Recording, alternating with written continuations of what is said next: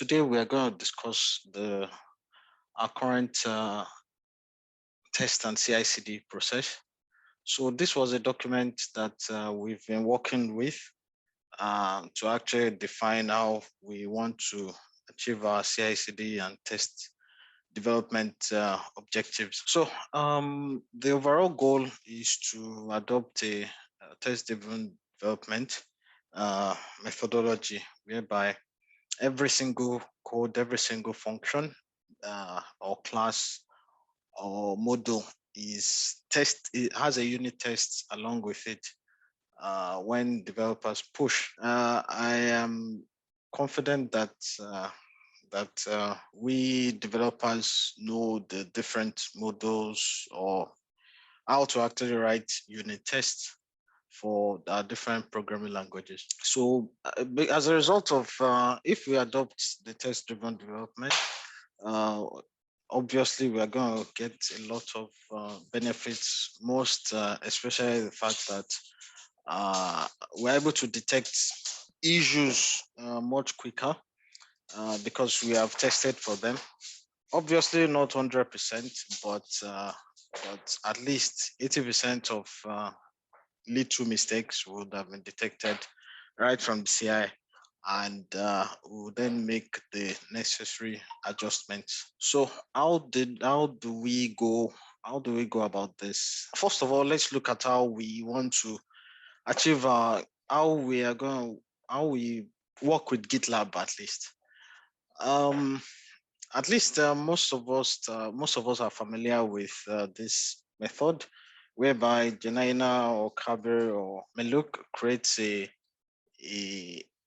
issue, and from there, from that issue, we create our feature branch, and we source it from the develop branch and create our feature branch, do whatever we need to do, push it back to GitLab. So far, I think everyone is familiar with this, right? I think so. Okay. So the reason why we use the develop branch is because that's obviously where the bleeding edge code that have been pushed by everybody. That's where you get the latest code. So before you branch out, you have to check regularly that you are checking out from the develop branch. And after you've tested locally and you've made your push on GitLab, you obviously open a merge request back to develop so that both the CI will run and CI scripts will run, and also so that others can review it, and if all good, merge to develop. So who does the review? Who does the review? Sorry. Obviously depends on their particular task. It could be that game, it could be Janina, it could be Cover, and they will check based on what the CI says, and obviously visual review as well. So then we go into how we work with branches. As we all know, after you've done your feature branch, it goes to develop. So how does the branching thing work? We know feature branch, we know develop. So here's a visual representation of our setup. So develop definitely has a source of truth, and at certain checkpoints, we tag and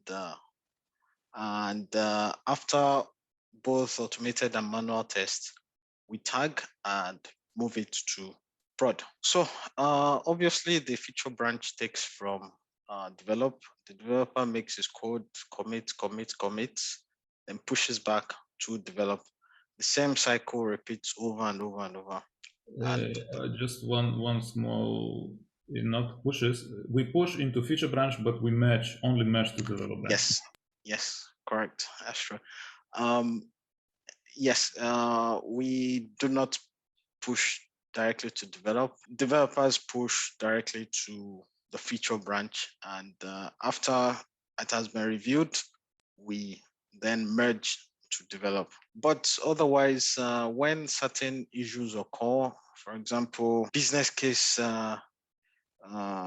bugs happen that were not detected both with manual or automated testing, and yet is deployed on production, we will make we have a hotfix branch whereby the developer who is responsible for this will make a hotfix taken from the main branch. So development makes its hotfix from the main branch, then at this stage makes a push both to the main branch and makes a merge request both to the main branch and both to develop, so as to keep both both branches in sync. Then finally, we then go to the staging branch. So after features have been developed and they are in the develop branch waiting to move to main, waiting to move to the production, which is main. This is where we call the beta test, whereby both manual and a certain subset of people can have access to check this code and test it for errors that were not detected anywhere. And if approved after a certain amount of time, it is once again tagged, then merged to main. There's not much occurrence as to warrant pushing from staging to develop, so this will likely not happen. Can I ask or comment? So basically, the staging branch is a kind of a freeze before release. So the last arrow from staging to the main is pretty much a release, right? And then Exactly. it could be that the develop branch during this freezing period, which will be extensive testing before merging to before release, yes. It could be that the development will still be ongoing. Therefore, at the end of the right side, the develop branch will diverge from the staging branch. But at the very right side, they have to be the same. So we will have to merge, and that would be kind of a difficult merge because there will be changes on both sides. But we'll have to do this because at that point, both develop and production should be, well, not necessarily the same, but we have to merge back all the changes which are in staging to develop. But okay, the kind of a small, it is the whole kind of branching structure, whatever we call it. But basically, the station now that we are working on the develop. We don't yes. We have a main, but the main is our private alpha. Yes. So all the two lines which are above we have a understanding how they will work, but we will have to make it better. All the process kind of will double check all the process when we will get closer to the release, to the next release, to the main. So before I forget, we are working on a versioning methodology whereby perhaps those code that is built, images or VMs or packages that are built on certain branches are tagged in a specific manner. We are looking into using semantic versioning, which takes three different numbers, which is the major, the minor, and the patch. So perhaps if something is pushed if after staging tests are done and everybody is satisfied and a merge is made to main, we update the major number, or if something is if merged to staging, we update the minor number. The whole structure around that yet has not been finalized, but it's something that would be that we are looking into, since it will be very helpful for developers. As I believe Santosh mentioned yesterday, whereby we will stop. It will ensure that we don't have a lot of duplicate images in our registries. So that's that for the branching. Is some can I move on, or something is not clear? It's okay. Oh. All right. So yes, environments. While at the moment we definitely have three different environments. We have our development setup, our development environment, whereby uh, code that is pushed to either develop or feature branches where they run. At the moment, our development environment is basically built around development server, and those of you who have access know its IP address. And the staging environment is going to be built around our test server, and production is going to be both a combination of AWS and our private server as well. When we get to our current CI steps, I will go back to this area, but let me move on from here for now. So now, how does our pipeline work at the moment? So we do have pipelines that run on four different branches. On a merge request from feature branch to develop, and after the merge is done to develop, there's a merged result. That is, after the push has been made from the merge, there's a pipeline that is going to run afterwards.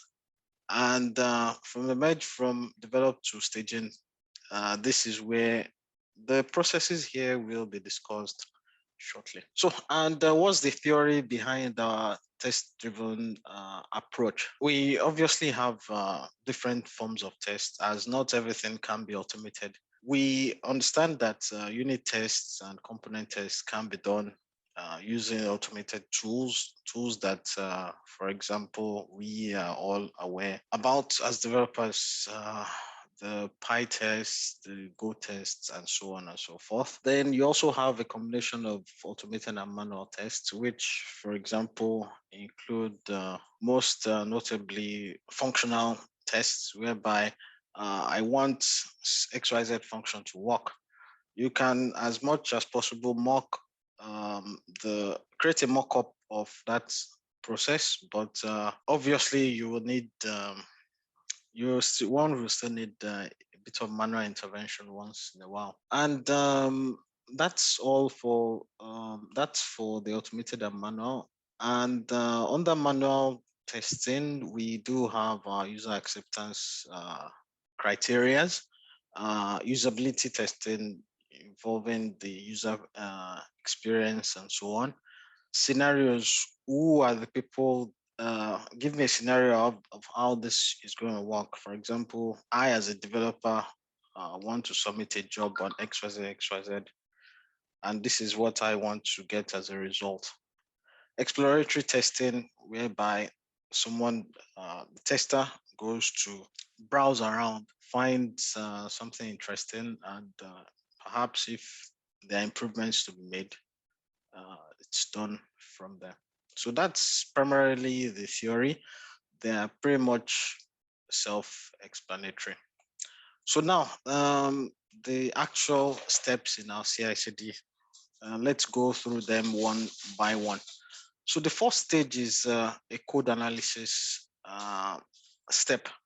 Under the code analysis, we do code linting.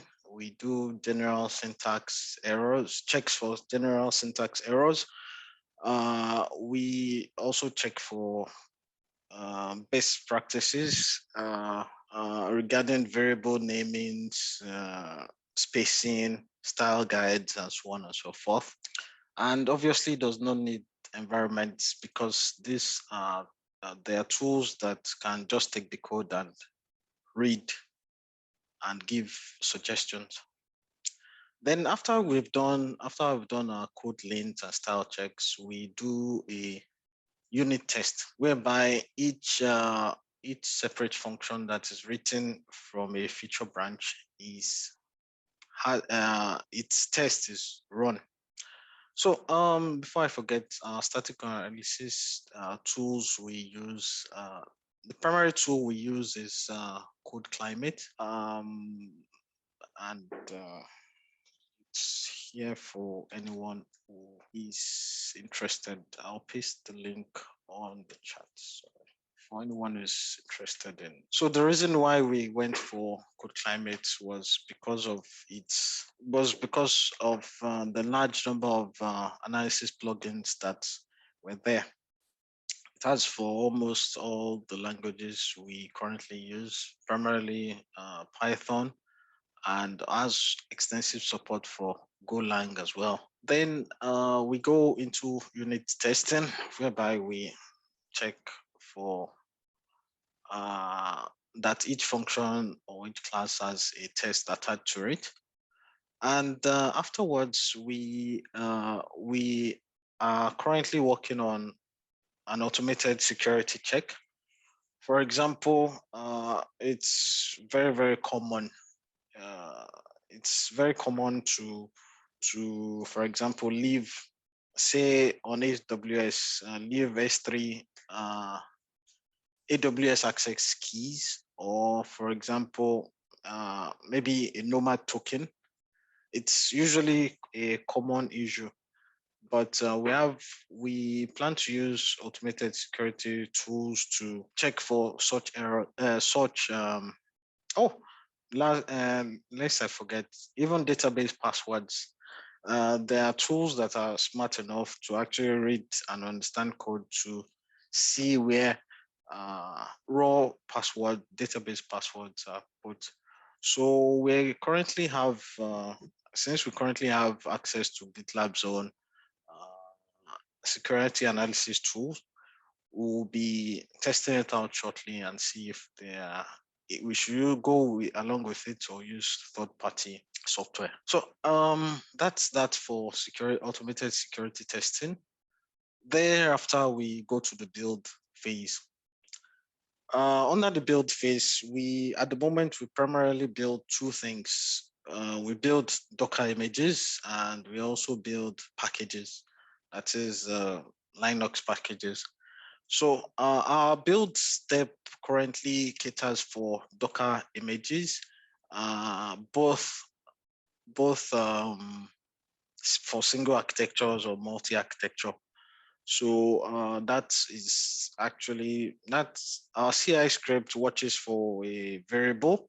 So if you say, for example, build underscore multi-architecture and you set it to 1, it will automatically see that and make multi-architecture builds. But obviously, it's very important that your Docker file is able to, you've tested it locally and it's able to run, it's able to build for both ARM64 and ARM and AMD64.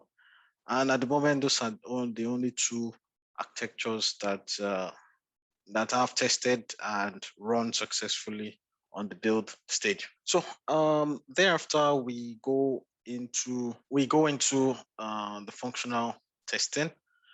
This is where we actually take things to testing to a more higher level using tools like JMeter and things that are able to tools that are able to check our APIs, check our code more at a higher level to see that things work. To be honest, it's more geared towards code that involves APIs.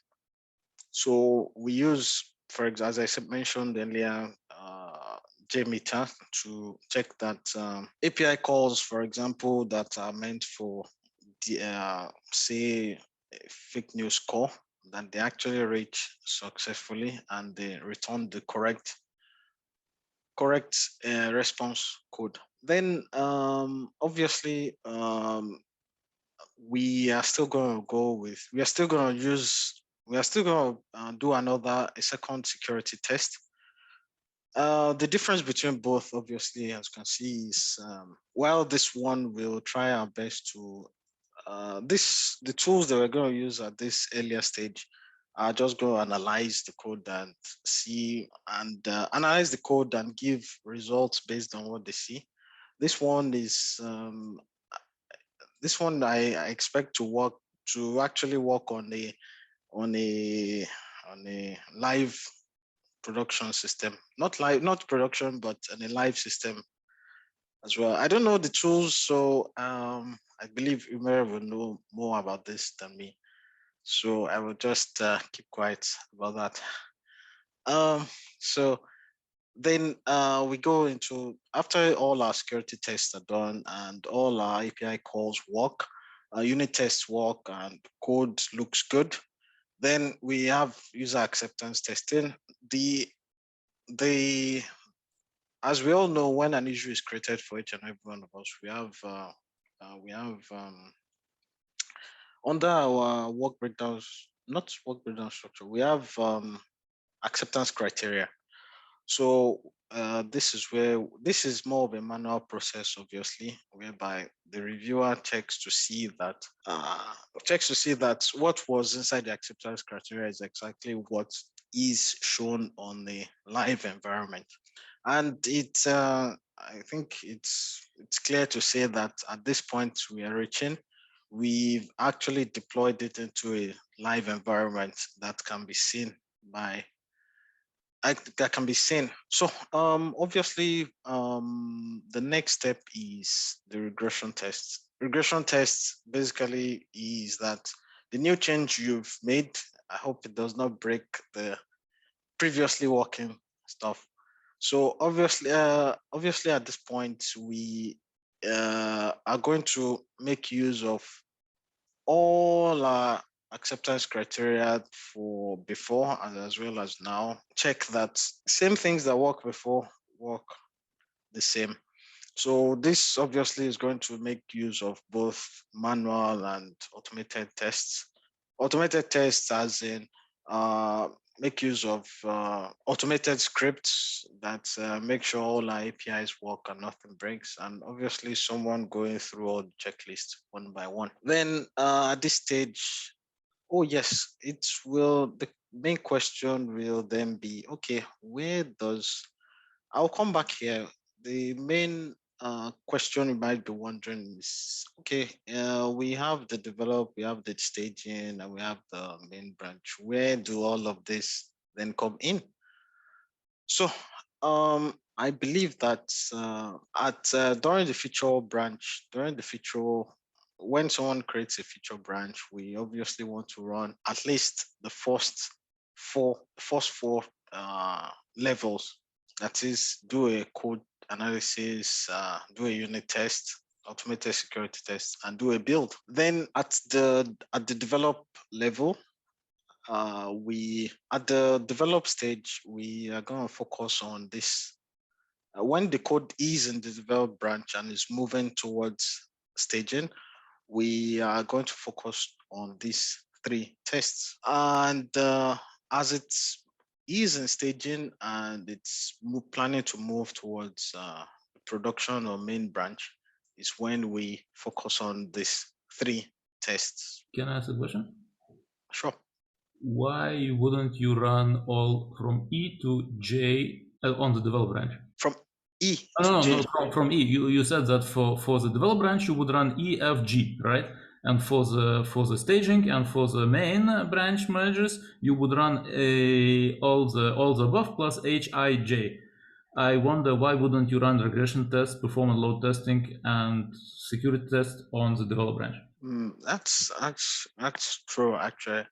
I initially thought that it might, perhaps, since there are a lot of manual steps to be done, maybe it might be maybe an overload. But I believe That's correct. And besides, the other reason why I felt that that it should be done on stages was that since these steps are still going to be repeated moving forward. But you are right.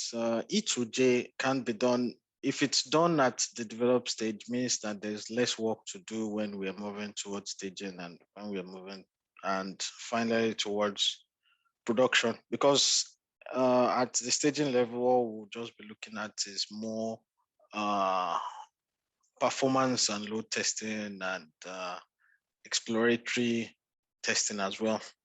So yes, E to J can be done, and I believe should be done on the develop branch. And regarding the manual, well, I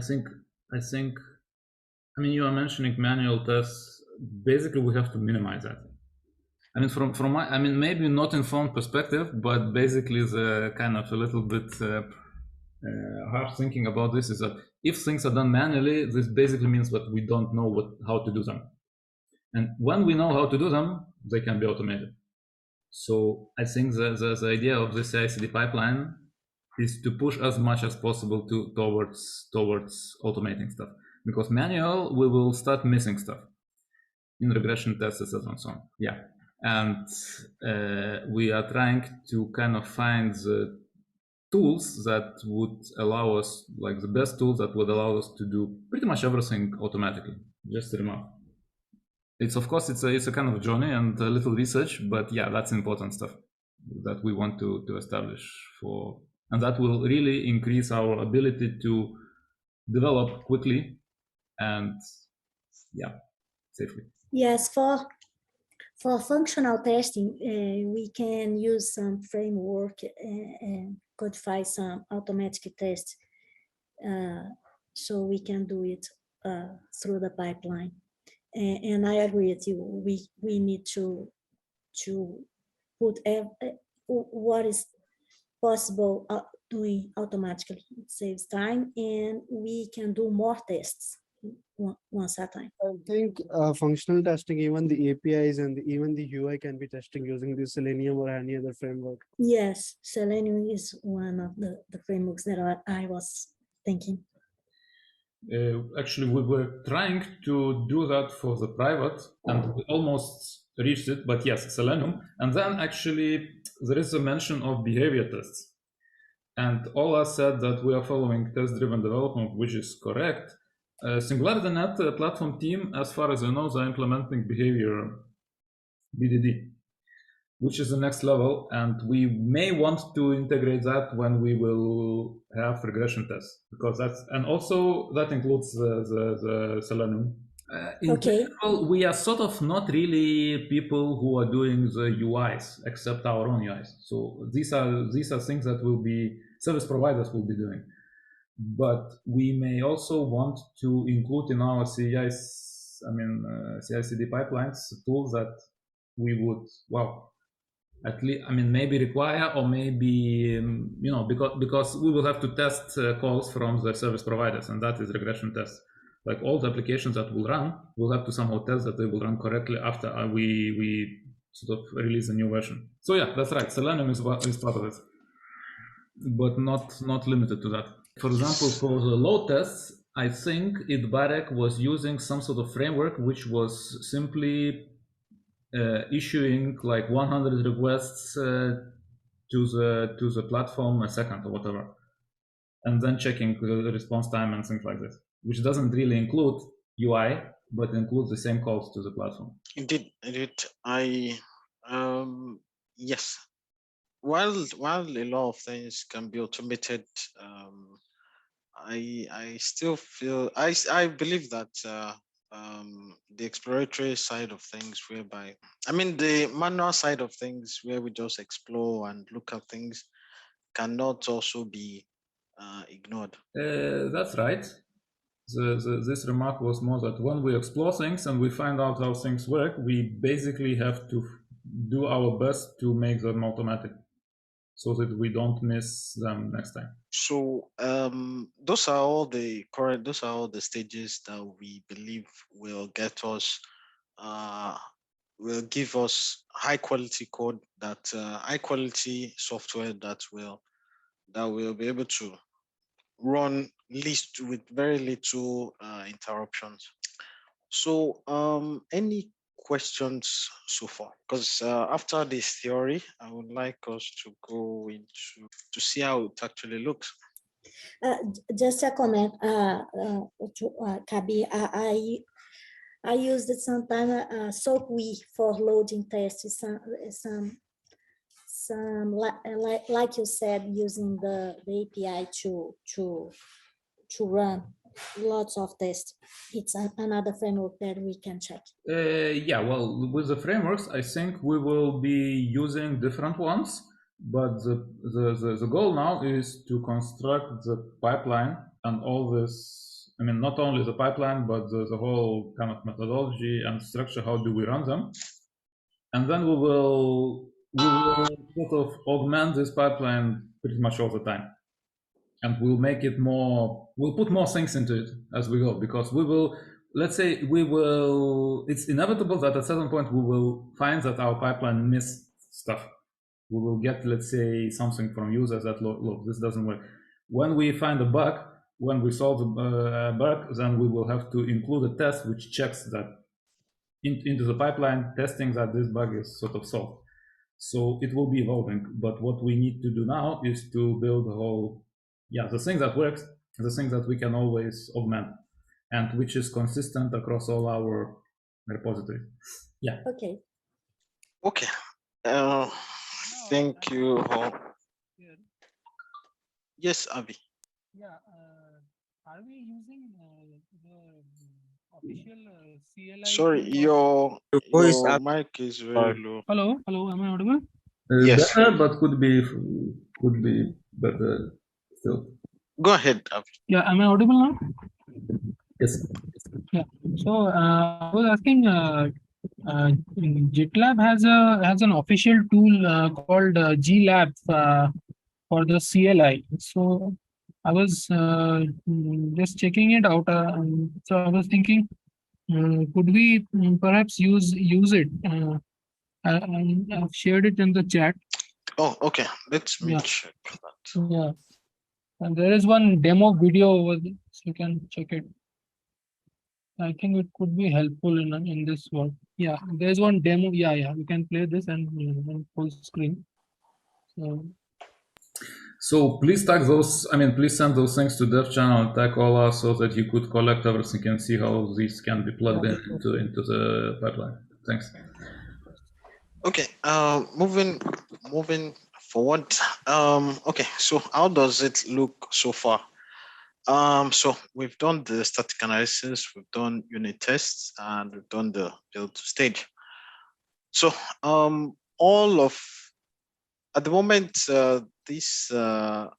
the ones that have not been done have been made to pass at the moment, but work is ongoing to make sure that if the preceding one is not working, forget about if say for example the build stage has not been done, forget about deploy on the development server. So I believe next week I will be looking into that. So for the techies, let's go through each and every one. So each of the jobs are inside this folder. So first of all, we look at the static analysis. Our static analysis was taken from GitLab's own code quality image, but with some little adjustments.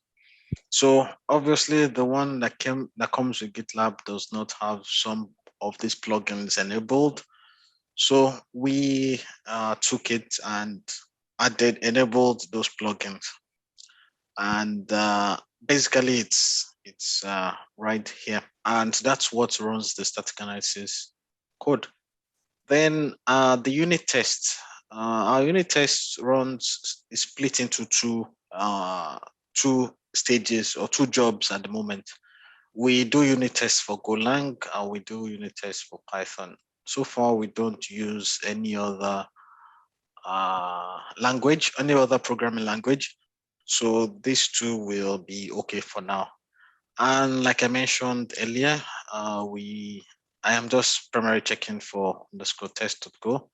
And when I read the documentation on GitLab CI,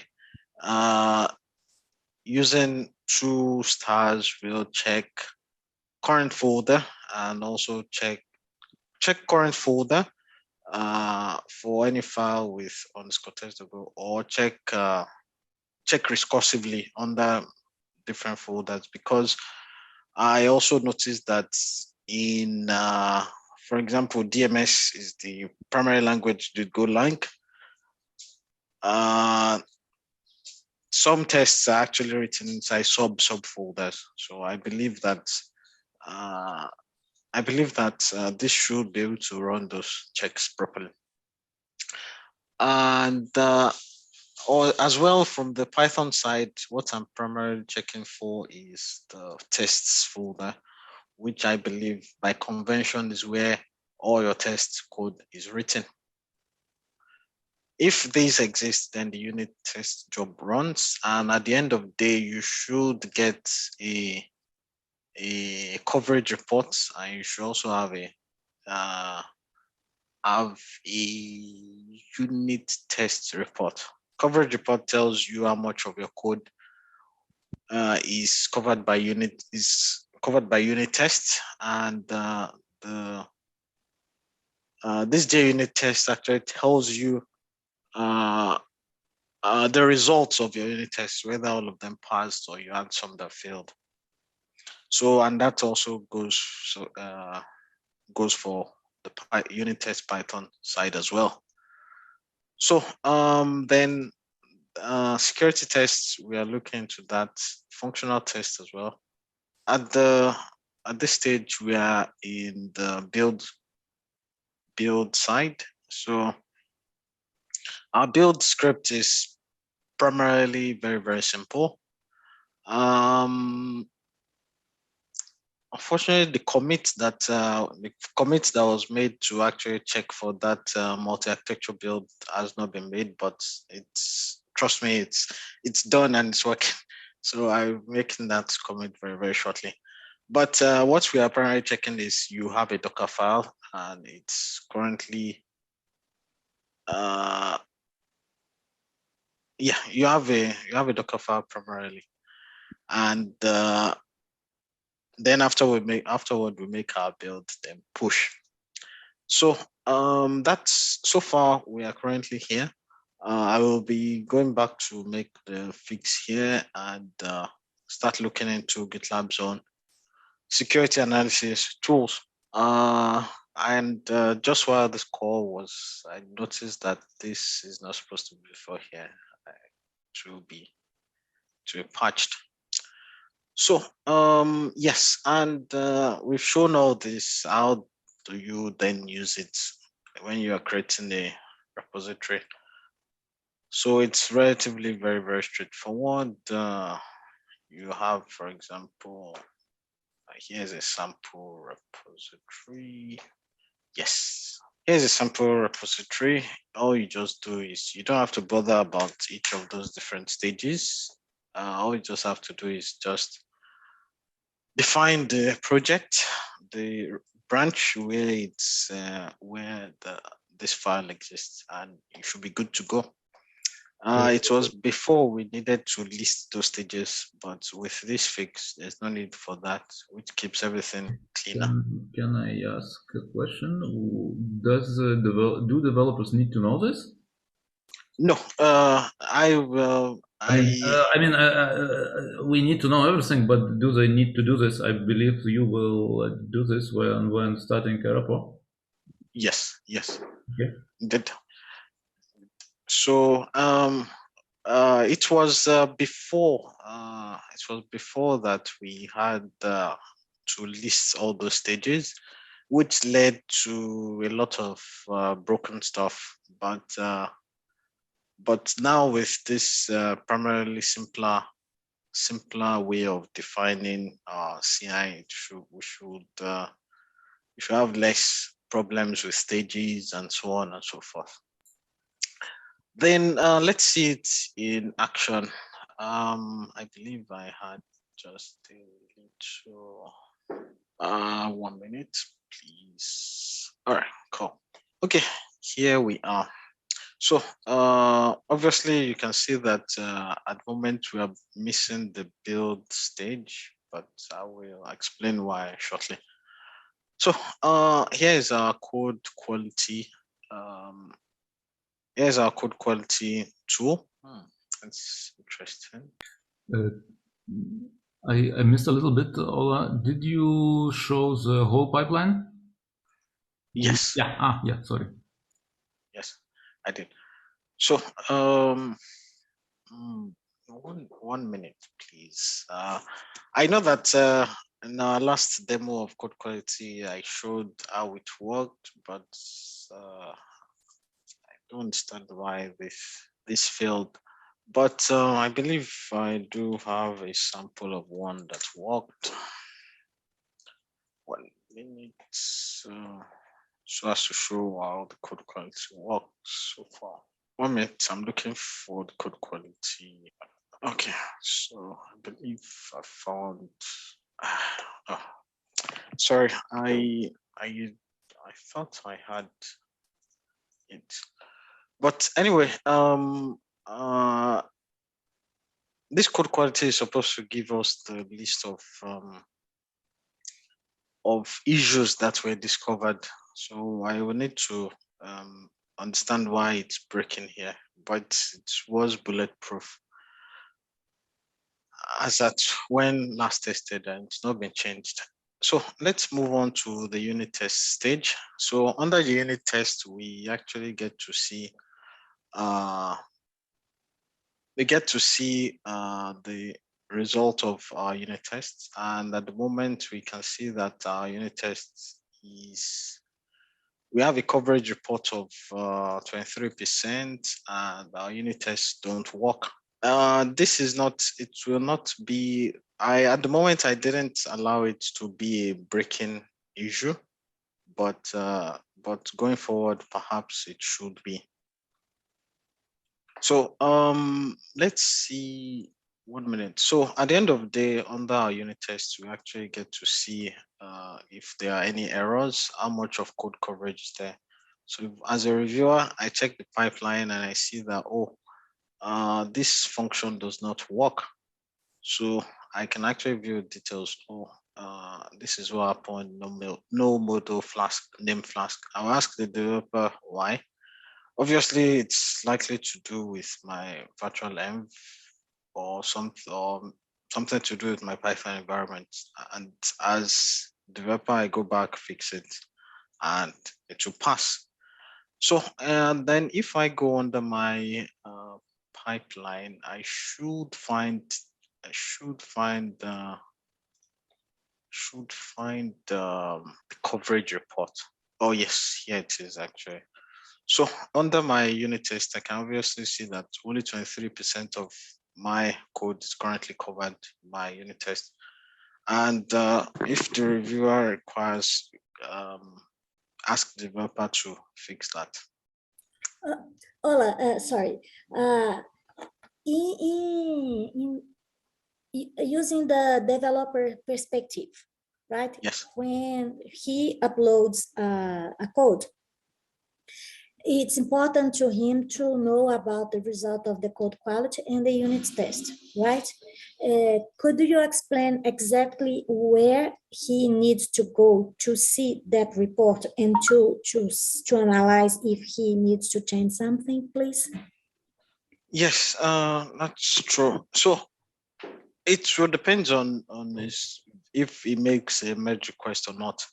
So this test I'm primarily showing is not making use of a test. It's just assuming you are pushing a feature branch. So all I would just go through is go to my last pipeline. Okay. Under the pipeline, I go to, if I want to see the result of my unit test, I go here, click, and view all the results, check the success rate and whatnot. And if I also want to see my code coverage, under jobs, I can obviously see it right here.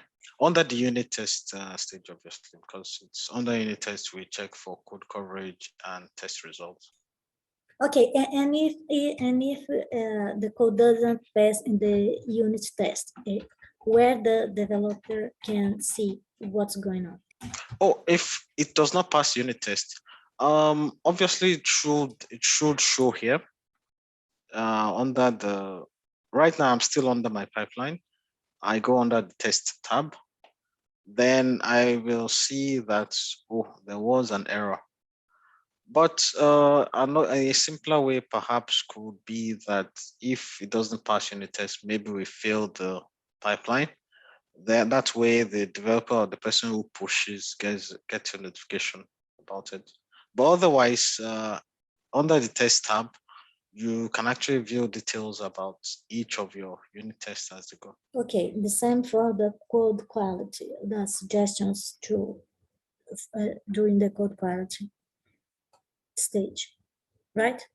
Oh yes, code quality. Yes, code quality. There's a tab that is added here, which tells you about code quality and lists all the issues. So not sure why it didn't work, but there's a specific tab right here that will give you the code quality issues if they are. And if they are not, to tell you no issues found or something similar to that. Okay, so it's important to all the team to start looking the suggestions on the code quality and see if we can improve our code. It does make sense, the suggestion, so we can improve the pipeline and also improve the code quality.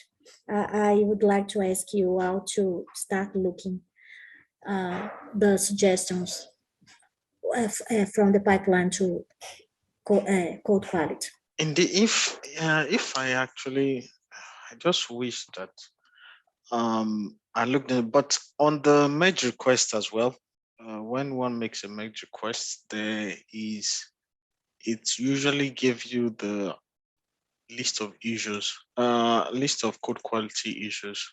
So let me see. So this was an old issue this was an old pipeline that I ran, sorry. So obviously the artifacts for code quality have been disabled, but right here and there, it should give you the code quality metrics, and the developer will. I mean, if the person was actually opening a merge request to develop once again, it would give you the code quality metrics right here and there.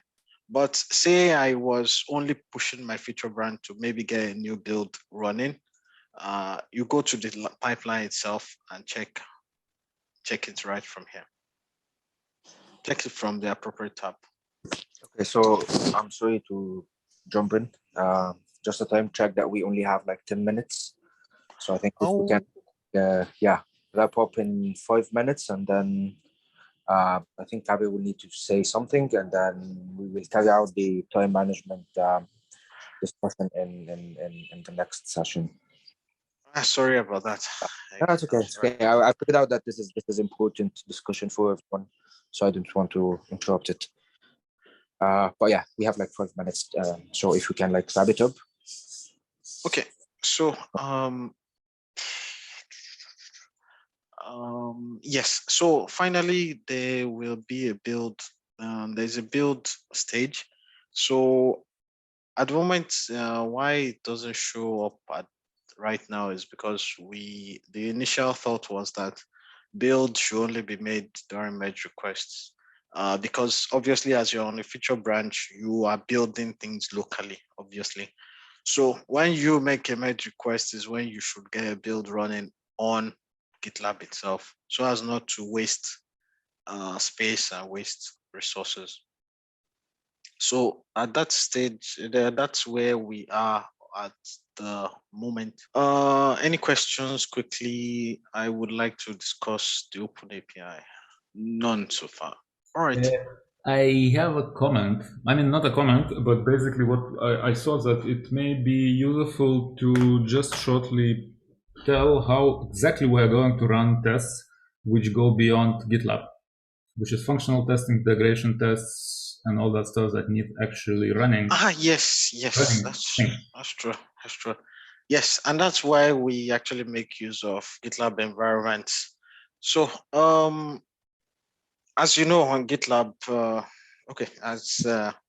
if you're not aware, on GitLab, you can actually deploy things into GitLab itself, or deploy it into your own resources or your own servers, either on Kubernetes, on AWS, and so on and so forth. On GitLab itself, you have access to deploy things that are static based, for example, ordinary HTML and so on. Then on the other hand, you have where you can actually deploy on your own servers through GitLab. And that's where environments come in. Let me I quickly show the one whereby you deploy on GitLab. And that's where the OpenAPI topic comes right in. So let's show a quick demo of environments. So you have a simple space whereby I pushed this feature branch and I want to actually see it live, and I actually get to see it. This one is hosted on GitLab itself. But when it actually comes to our own deployment, we will create a deploy script. We'll create a deploy script that GitLab CI will run. And we will then define on GitLab where we want the URL, where it's supposed to run. So just for a minute while I show an example of how that will look like. So that we'll just come right here and we click open and we get something. I would like to have 5 minutes to explain the broader, things that. Okay. Oh, yes, the integration testing. I remember that. Yes, the general structure which GitLab kind of plugs into. Okay, sorry. Yes, actually, this environment. I think this is so beneficial, and it's important to keep on going on this one. So what I would suggest is the remaining part that you want to continue. Can you like write a point out of it so we can discuss it on next Friday, and we leave the 5 minutes for Kabe. Okay. Okay. So we continue in next Friday. Okay. Right, Kabe. Yeah, I guess we have to move the Open API to the next Friday, because it's a kind of another issue, because the let's say at this point the main thing for us is to understand and to have the whole structure, rather than as important as all the details that things are running are, but we'll have to work with that all the time. What we now have to build is the structure. So can you allow me to share? And yeah, thanks a lot. That's okay. Let me stop my share. That's important. So the thing that I'm thinking, and all this CI/CD pipeline, and as Mel looks at, it's our quality assurance kind of tool and a way. And that's really important thing that we get it right, both for the long term for sure, but also for the short term, let's say. So let me explain. So what Ola now is building, and he was explaining things that will be running on GitLab itself. Now, usually you run these jobs of static testing, unit testing, etc., and so on and so forth. Certain jobs, first security testing jobs, which can be run just on the code by GitLab. However, when we come to a place where we start to run functional tests, with functional tests I'm not sure, but probably already, especially when we go to regression tests and the behavioral tests, etc., and so on and so forth, we actually need to have a running live running system in order to test stuff, because there are a lot of components which will communicate to each other, and without deploying them on the environment which is as close to production as possible, we will not be able to test stuff.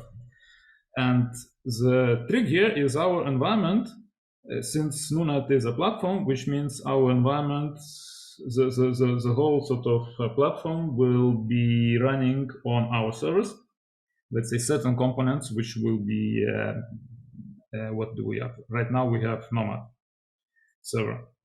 Then we have maybe some blockchain nodes. That's it. So they will be running things on our servers, and then most of the platform, let's say DMSs, and also there will be dApps or UIs, which will be running somewhere, also on our servers, probably. Then we will have compute providers, compute provider, which actually will be compute resources on which will be running NuNet platform.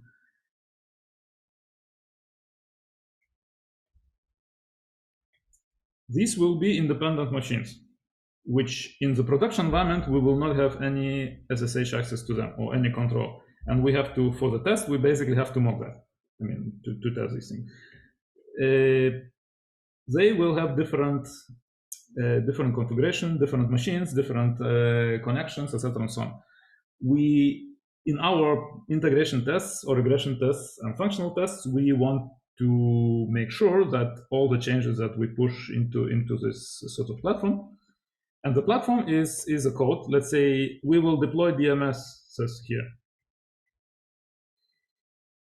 Then people will take from our repositories. They will deploy AI services or other services, so let's say these Cardano SPOs dynamically, and they will run them. We have to make sure that after each, after each change in the development branch, all the stuff runs.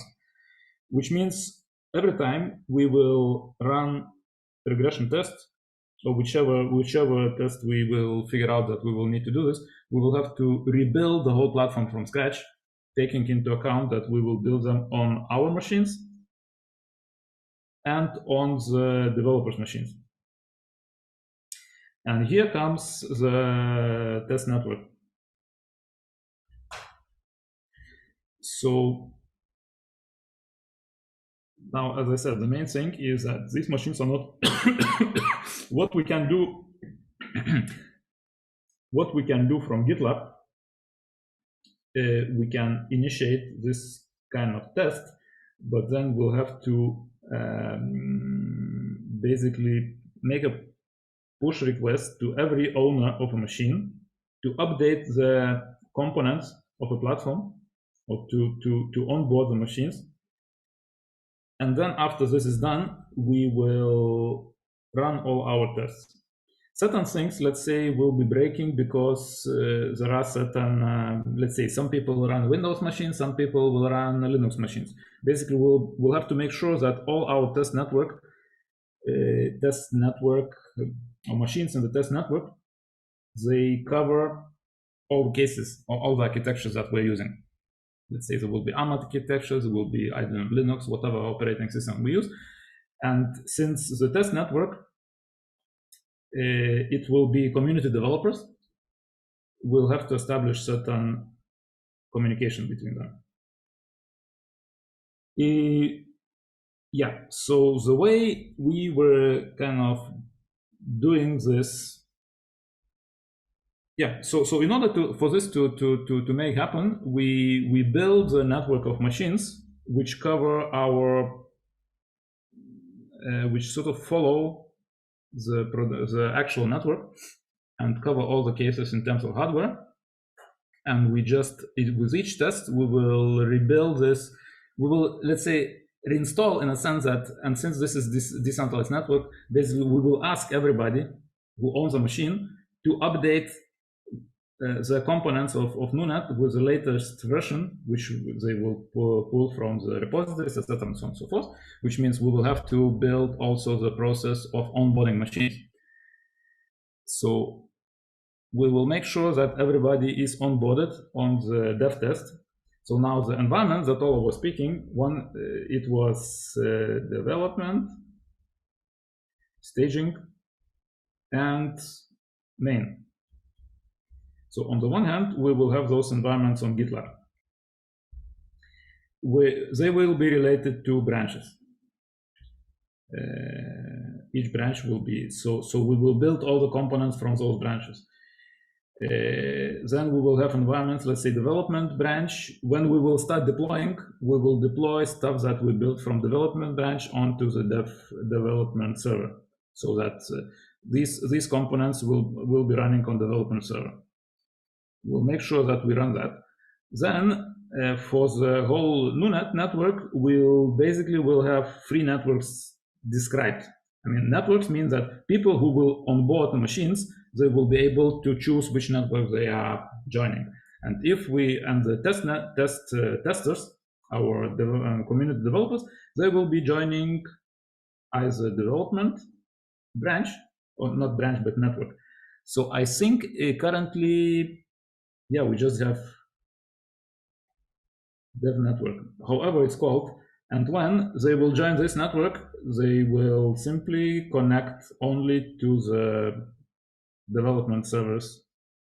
So it will be a subnetwork which will run the development, the components which were built from the development branch. And then we will run all the functional tests, integration tests, and whatever, and load tests, etc. So all the higher level tests which needs the deployed application, which, I mean, it's not application, it's basically the platform. And in order to run those tests, we also will need to run certain applications on that platform. Yeah, so we will be mocking calls. So these tests, which means that we will be mocking, we will have an environment which will mock all the calls within, let's say, regression tests.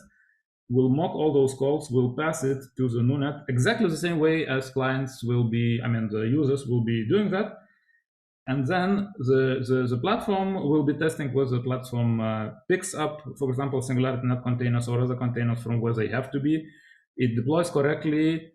It passes the calls there. It passes answers. I mean, the responses back, whether the responses are correct or not. We'll check all the options, whether there are errors, not errors, etc. and so on. Also, we'll have to run tokenomics. And in that sense, so for example, tokenomics, it will be development tokenomics, which means if we run development network, we will run testnets, both Cardano, Ethereum, or whatever we're using. We also will have to check all the transactions on all the blockchains that we are using. Right. So now other people, let's say when people will be joining main network or production network with the machines, they simply, when they will be onboarding DMS on their machines, they will select, let's say, NuNet main, which means that they would be running all the code which was built on the main branch. This is after release. And the same way of staging, exactly the same way. When we will sort of freeze the development branch in order to make a release, we'll issue kind of a call to developers to start testing the staging branch, and then they will rejoin with their machines. People, I mean, those developers or testers which will do this, they will join with their machines to the staging branch and will run all these calls. I mean, they will not run anything actually. The machines will be used to test all these regression tests and run them, and load tests, and then we will analyze whatever artifacts we'll build from there. So the difference, one of the difference between these two, that we have this thing which is called open telemetry instrumentation, which allows us to look into calls between machines, to have a view what kind of calls are happening between machines. how long do they take, what is the latencies, etc., of every individual call. And that allows us, first of all, to debug stuff, and also to find, because in decentralized system, actually system fails, and the most kind of difficult thing is to find out where did it fail, because it may fail in each component, and in the workflows we will have calls in around bunch of different components.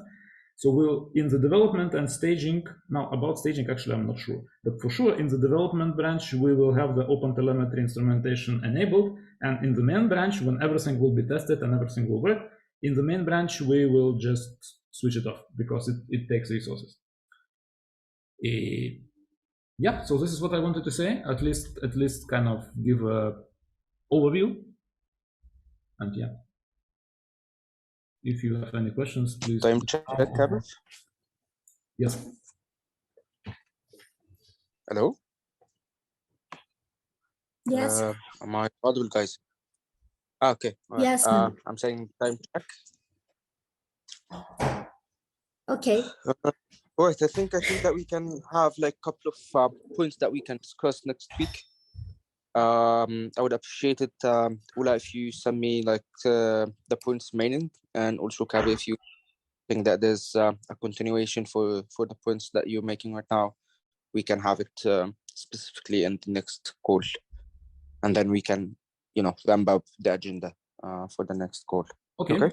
Also, for the team, if you have any questions, maybe that's a good also option to to formulate those questions, or at least to prepare and to do that next time. Yes, that would be a good idea. All right. Thank you for your time, Ula. Thank you for your efforts, and thank you for your time as well. And yeah, have a nice weekend, guys. Thank you all. Thanks all for the attention, and yes, Ola, for the great presentation and work behind that. Thank you. Yep. See you. Bye. Thank you, Ola. Thank you, Kabi. Bye, everyone. Bye-bye.